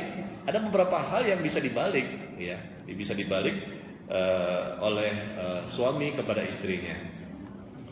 Kalau buku mengenai suami kepada istri udah banyak, maka saya nggak buat. Banyak ya yang membuat menulis ya bagaimana Rasulullah kepada istrinya, gimana Rasul kepada istrinya, wah ada banyak. Nah saya lebih fokuskan yang istri saja. Kenapa? Mohon maaf, karena asal muasalnya penulisan buku ini akibat dari banyaknya curhat atau permasalahan yang dihadapi oleh khususnya para akhwat. Sehingga mereka menanyakan masalah ini, sehingga karena banyak masalah bertahun-tahun, akhirnya saya buat buku ini untuk mereka supaya mereka punya bekal ilmu dan bisa menyelesaikan sendiri tanpa lagi bertanya kepada saya. Ya, karena ternyata perceraian yang terjadi, baik yang belum ngaji maupun yang sudah ngaji, baik yang belum mengenal sunnah maupun yang sudah mengenal sunnah, ternyata perceraian bisa terjadi di antara mereka disebabkan oleh karena ketidaktahuan mereka tentang ilmu berumah tangga. Dan di antara suami dan istri itu ternyata menurut survei, menurut apa yang kita ketahui, dan banyak juga orang yang mengatakan, penyebab terbesar perceraian itu ternyata kebanyakan dari pihak istri. Akibat awalnya. Suami bisa salah, pasti. Dia manusia. Dialah penyebab perceraian, bisa pasti. Cuman sebagian besar yang lebih banyak yang kita lihat di masyarakat ternyata dari pihak istri yang salah dari awalnya. Mungkin dia kurang sabar, mungkin dia terlalu emosi, mungkin dia begini, akhirnya makanya dibuatlah seperti ini supaya mereka menjadi baik gitu. Ya, mohon maaf nih. Mungkin ada yang kecelek kali ya. Bu, judulnya salah ini temanya. Tapi nggak apa-apa ibu, ini kan buat ibu juga. Nanti suami juga dapat ya ilmunya.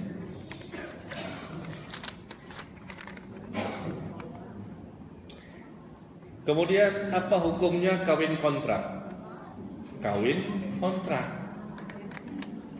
kontrak ini jelas nggak boleh, hukumnya haram.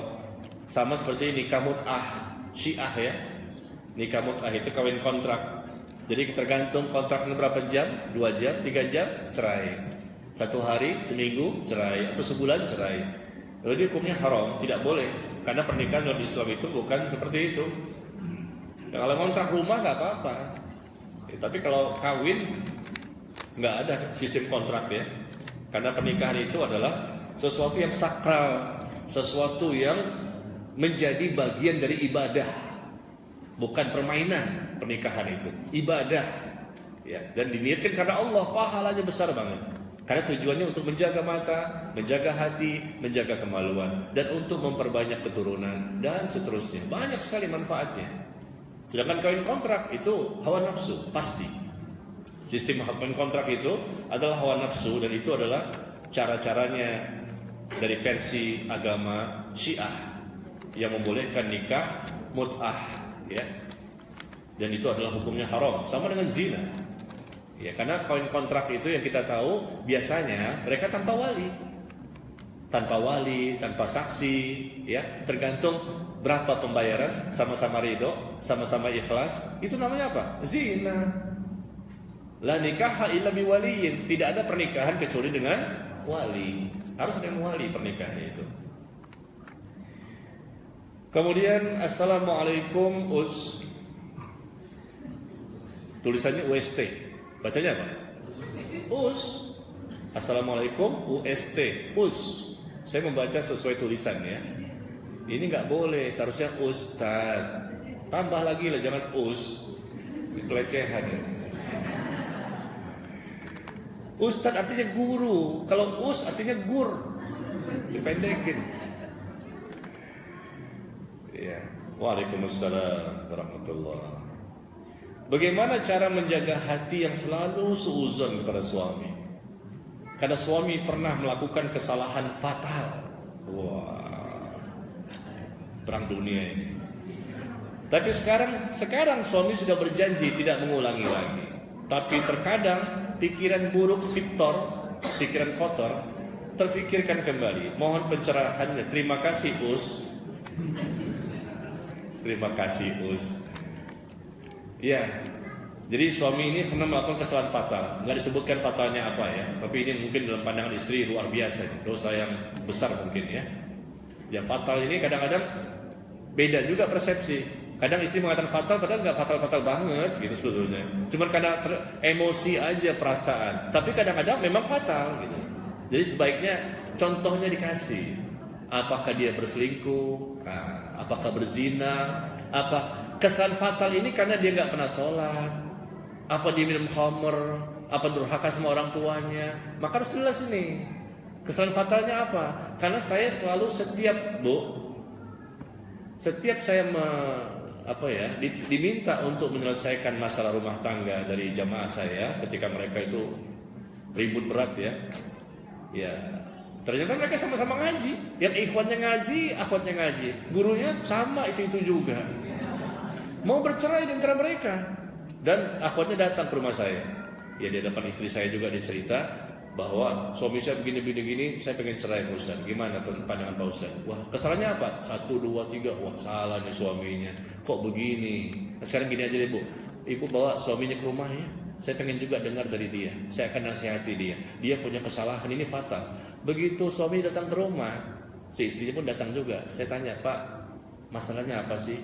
Saya dengar Bapak katanya begini. Ternyata setelah suaminya bercerita kepada saya, semuanya benar dia. Istrinya mengatakan, iya, saya yang salah. Setelah bertemu beda lagi ngomongnya. Ketika suami tidak ada, beda kayaknya menang di dia deh. Dia yang benar nih, suami yang salah. Tapi ketika dipertemukan langsung di hadapan saya, beda lagi bicaranya. Makanya saya nggak bisa memutuskan sesuatu kalau cuma satu sisi saja. Hanya dari satu sumber, dua-duanya harus ketemu dan bicara. Coba kita benturkan kedua-duanya, benar nggak nih ceritanya? Kadang-kadang mohon maaf nih, ngarang-ngarang karena terbangkitkan emosi. Ya, yang sedikit sebetulnya dibesar-besarkan gitu ya. Baik istri maupun suami. Maka duduk dua-duanya, kita dengarkan, sudah benar, betul versinya, baru kita berikan solusi. Gitu caranya. Itu yang bijak ya. Nah ini masalahnya, suami juga pernah melakukan kesalahan fatal. Fatalnya apa dulu nih? Belum jelas ya. Nah karena apa? Nanti solusinya pun berbeda-beda. Apa solusinya? Ketika dia gak sholat, bedalah dengan ketika dia zina. Ya. Ketika dia tidak memberikan nafkah batin atau nafkah lahir, ya beda. Ketika memang dia misalnya durhaka sama orang tua, nah fatal ini. Ya. Nah tapi suami sudah berjanji tidak mengulangi lagi. Kalau situ ya alhamdulillah, kalau ibu masih bisa memaafkan, barangkali saya nggak tahu ya kesalahannya apa, ibu bisa memaafkan ya, tapi memang berat ya, mungkin kesalahan fatalnya mungkin selingkuh kayaknya. Ya. Betul Bu? Iya. Iya, kayaknya selingkuh mungkin, karena biasanya kalau bagi wanita tuh udah fatal kayaknya ujung-ujungnya itu. Ya, kata-kata fatal tuh kayaknya zina, na'udzubillah. Nah, terkadang pikiran buruk pun terfikirkan ulang lagi, terfikir, itu normal, biasa. Bukan berarti ibu bisa memaafkan kesalahan suami, dan suami pun sudah minta maaf, dia sudah bertobat, dia sudah istighfar, sudah memperbaiki diri. Bukan berarti ibu bisa menghilangkan total. Wajar kalau sang istri kadang-kadang timbul lagi pikiran, teringat kembali, dan nangis. Wajar, meskipun dia sudah memaafkan kesalahan suaminya. Tapi jangan diterusin, dibesar-besarkan sehingga setan pun masuk menggoda dirinya. Ya, jadi cepat ketika teringat kembali segera istighfar. Ya, segera istighfar dan segera memperbaiki dirinya. Kenapa? Karena dia sudah maafkan suami tersebut dan dia sudah menerima kondisi suaminya apa adanya. Ya. Jadi segera berlindung kepada Allah dari gangguan setan. Bisa jadi itu adalah pikiran-pikiran buruk dari setan yang sengaja mengingat-ingatkan terus. Udah kita lupakan, teringat lagi. Udah kita lupakan, teringat lagi. Nah, ini khawatirnya kenapa? Karena setan inginkan mereka berpisah. Dan kalau setan berhasil memisahkan, menceraikan suami dan istri, ini prestasi yang terbesar dan diberikan Nobel. Ya, diberikan suatu prestasi hadiah oleh iblis kepada anak buahnya yang berhasil memisahkan pasangan suami dan istri. Ya. Ya, semoga Allah berikan hidayah ya. Allah kuatkan imannya. Mohon saran ya Ustadz tentang suami yang sedikit-sedikit mengatakan cerai. Mungkin lagi latihan kali. Lagi latihan mengucapkan, bisa nggak sih saya mengucapkan cerai gitu. Sedikit-sedikit mengatakan cerai.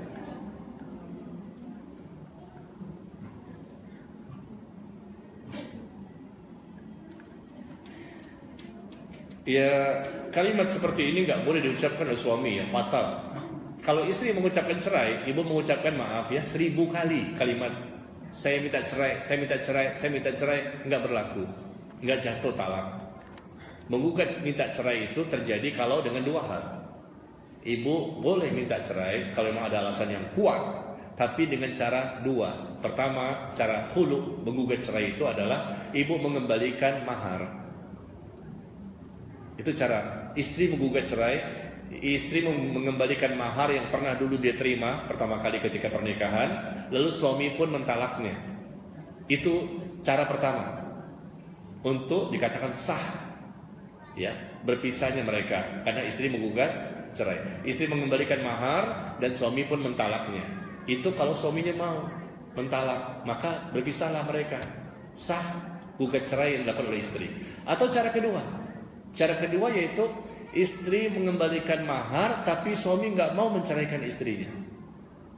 Lalu gimana? Saya nggak bisa hidup bersamanya Pak Ustadz karena kesannya fatal ini. Dia berzina atau apa misalnya ya, nggak sholat atau apa. Nah, istri mengembalikan tapi suami nggak mau mentalak. Maka istri membawa mahar itu ke hakim pengadilan agama. Sampaikan kepada hakim bahwa saya ingin bercerai dan menggugat cerai, tolong disahkan ya gugatan saya ini. Dan nanti hakim akan memanggil suaminya. Apa betul seperti ini kesalahannya? Begini. Nah, kemudian hakim mengatakan kalau begitu maharnya kembalikan kepada suami. Nanti hakimnya akan mengetok palu. Mengetok palu pertanda bahwa Anda sudah berpisah dengan suami. Nah, kadang-kadang istri menggugat cerai tapi suami nggak mau menceraikan. Tapi juga ada terkadang istri menggugat cerai tapi suami mau untuk bercerai dengan istrinya. Kalau dia mau gampang, tinggal kembalikan mahar, suami pun mengucapkan kalimat cerai. Jatuh sudah. Ya. Tapi kadang-kadang suami nggak mau. Saya semakin cinta, saya nggak pernah berpisah denganmu. Saya nggak bisa berpisah denganmu, saya masih mencintaimu. Dan seterusnya kata istri, percuma, udah terlambat. Karena kamu melakukan perbuatan yang fatal sekali. Saya nggak bisa hidup bersamamu lagi. Maka minta dia kembalikan mahar, suami nggak mau mengucapkan kalimat cerai. Ya sudah, kalau gitu datang ke pengadilan agama, nanti hakim yang akan memutuskan. Begitu caranya. Tapi kalau suami sekali saja mengucapkan kalimat cerai, jatuh. Maka nggak boleh jadi permainan. 3 perkara yang kata Nabi, sungguh-sungguhnya dianggap sungguh-sungguh dan main-mainnya dianggap sungguh-sungguh. 3 perkara, jangan main-main. Pertama apa? Talak, cerai. Yang kedua apa? Nikah. Yang ketiga rujuk. 3 perkara ini jangan dijadikan permainan. Nikah, pura-pura nikah, jadi nikah. Asalkan memang persyaratannya sudah terpenuhi. Pura-pura nikah, jadi nikah. Pura-pura rujuk, jadi rujuk. Pura-pura apa? Cerai. Ya udah jatuh talak. Nanti suami ngomong kayak gini, saya ceraikan kamu ya. Kamu enggak, saya main-main doang. Oh, enggak bisa jatuh. Main-main doang gitu, bercanda gitu, enggak boleh. Yang bercanda aja jatuh. 3 perkara ini hati-hati. Ya. Jadi tidak boleh suami itu gampang sekali mengucapkan kalimat cerai. Karena kalau sudah dia ucapkan itu dalam kondisi sadar. Suami mengucapkan kondisi sadar, kemudian dia bukan dalam kondisi amarah yang sampai menghilangkan kesadaran akalnya, dia sadar, maka jatuh. Tapi kalau suami mengucapkan, ini seandainya ya, mengucapkan kalimat cerai dalam kondisi bahwa dia nggak bisa mengendalikan akalnya pada waktu itu, sampai emosinya berlebihan, ya, sehingga hilang kesadarannya, terucap nggak sengaja, maka nggak jatuh cerai, nggak jatuh talak. Karena Nabi mengatakan seperti dalam hadis bahwa seorang suami yang tertutup akalnya ketika mengucapkan kalimat cerai dalam kondisi yang marah, emosi dan tidak sengaja, maka nggak jatuh. Yang disengaja saja, yang sadar saja, yang memang ada niat saja, yang memang dikatakan jatuh.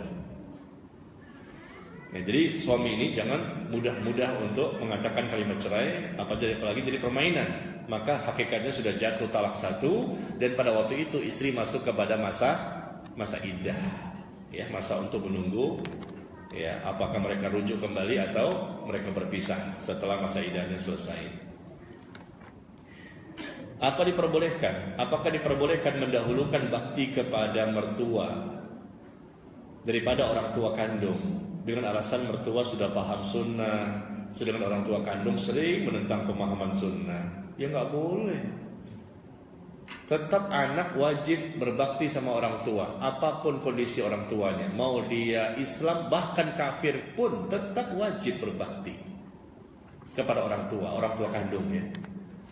Ya, karena yang melahirkan bukanlah mertua, yang melahirkan adalah orang tua kandung kita. Meskipun orang tua tidak mengenal sunnah, mungkin tidak pernah sholat, terbuka auratnya, tetap berbakti. Kata Allah apa? Ada dosa terbesar yang dilakukan oleh orang tua. Allah berfirman di surah Luqman, surah ke-31 ayat ke-15.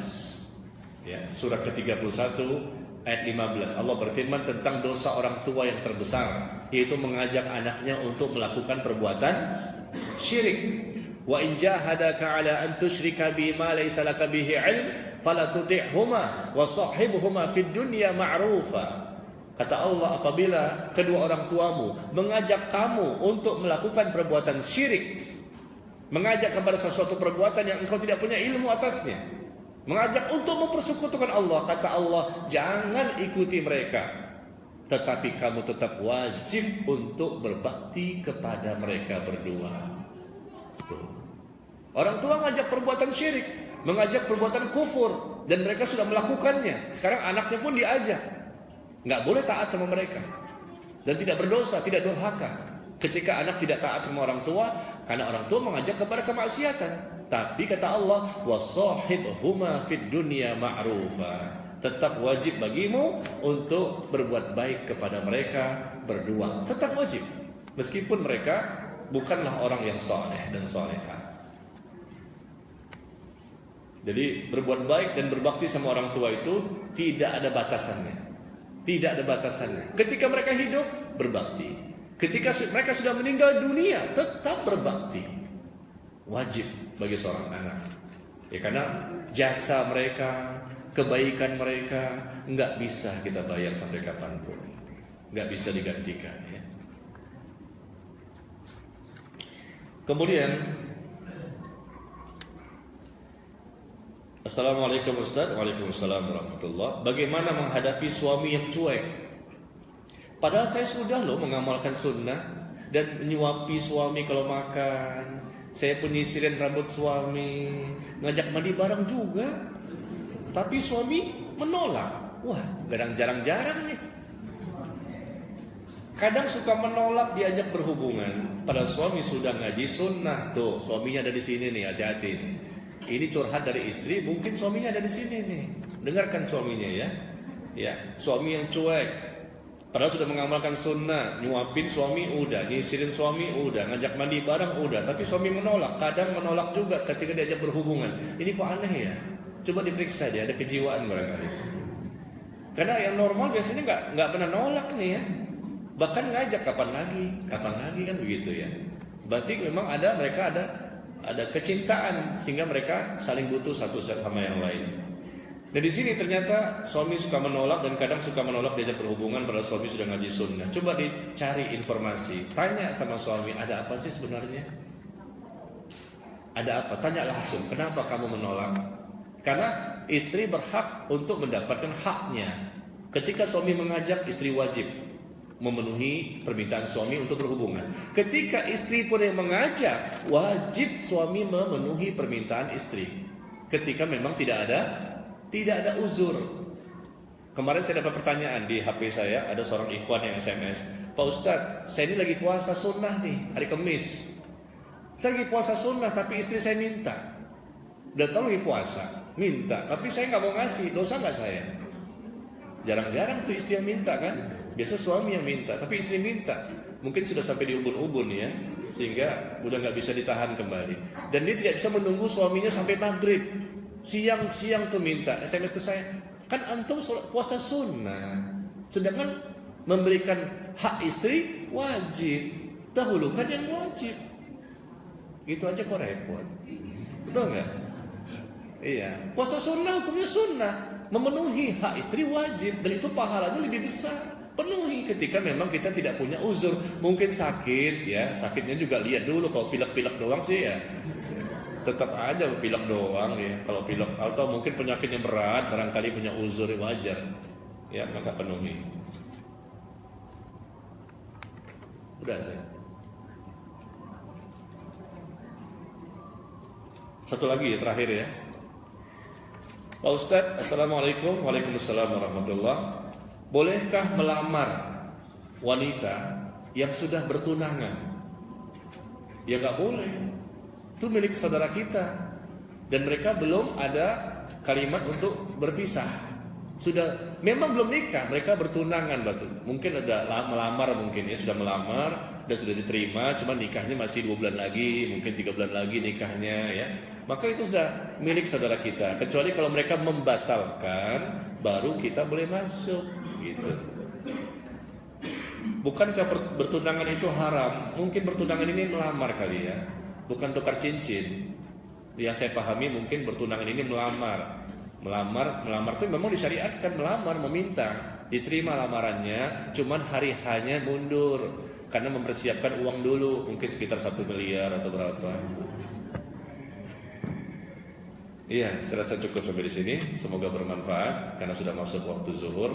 Semoga kita berharap tema yang sangat singkat ini bermanfaat untuk kita semua, dan para istri mudah-mudahan ya semakin solehah, dan para suami pun mudah-mudahan semakin soleh, dan masing-masing bisa menunaikan kewajibannya untuk memberikan hak kepada pasangannya masing-masing, sehingga insya Allah ya Allah berikan kepada mereka ya keluarga yang sakinah, mawaddah, warahmah, keluarga yang diliputi ketenangan, kebahagiaan ya, dan kecintaan yang selalu ada pada diri mereka, karena mereka bukan hanya sekedar berumah tangga, tapi mereka berilmu dalam berumah tangga tersebut, dan mereka pun mengamalkan ilmunya sehingga Allah pun memberikan keberkahan, dan mereka semakin harmonis dan romantis, dan kemudian mereka pun bahkan ingin sehidup dan sesurga bersama-sama ketika di dunia, dan mereka pun berharap kepada Allah bisa bersama pasangan hidupnya nanti bersama-sama dimasukkan di dalam surga dan dipertemukan di tingkatan surga yang sama. Ya. Wallahu a'lam bishawab. Subhanakallahumma wa bihamdika asyhadu an la ilaha illa anta astaghfiruka wa atubu ilaik. Wassalamualaikum warahmatullahi wabarakatuh.